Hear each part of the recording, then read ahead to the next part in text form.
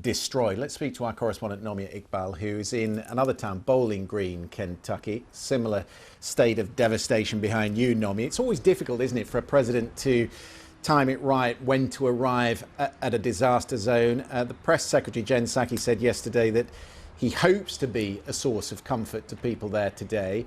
What sort of questions will he be asked?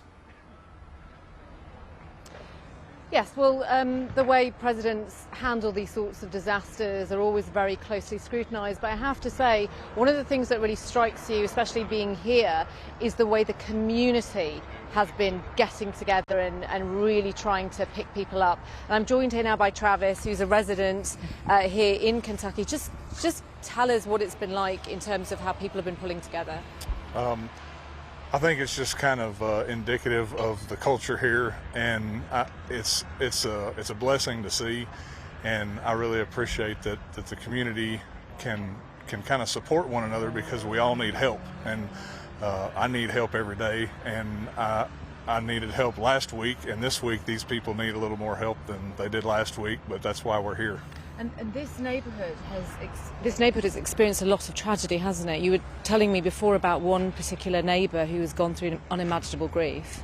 Yeah, I mean, within 100 yards of us, there's a home that all the members of the family passed away during the storm, and then another one that they lost 2 children, and they're still looking for another one. And you know, the grief that is unimaginable. I have 4 children of my own, and I don't understand how they can deal with that, but God put me here today, and I hope to serve those people well. And President Biden's obviously here. He has said that he'll promise whatever support you guys need, you know, at federal level. How important is it to hear that, and you know, what more do you want from the president?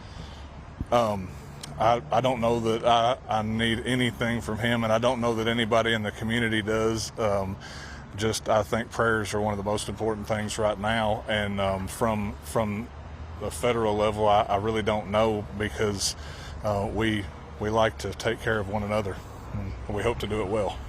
Thanks so much, Travis. And I have to say, Christian, just exactly what Travis is saying is something that I've heard in Dawson Springs. I've heard it in Mayfield as well.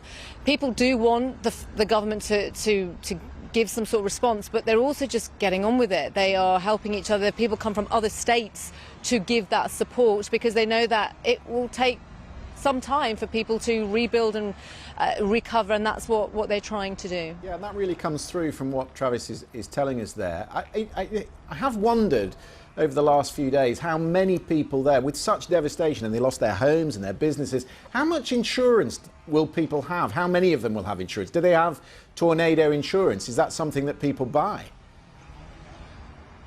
Well, this is one of the questions. When I was in Mayfield, I spoke to one young girl whose mobile home has been destroyed, and she said that she doesn't know what the situation is with her insurance, so that's something she has to find out.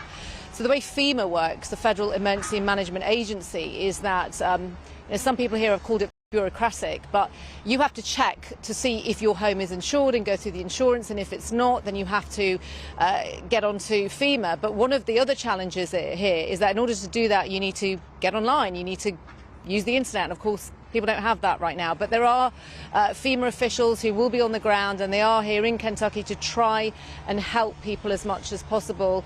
But you know, as I said, that at the moment, you know, just around me you've got construction vehicles, you've got lots of people from the church, from other charities as well, who are trying to help people navigate this, because of course no one here has ever gone through something like this before. No, it's going to take them months and months to put their towns back together again. Nomia, thank you very much to you, and thank you also to your guest Travis. Great to hear his thoughts. Thank you for that.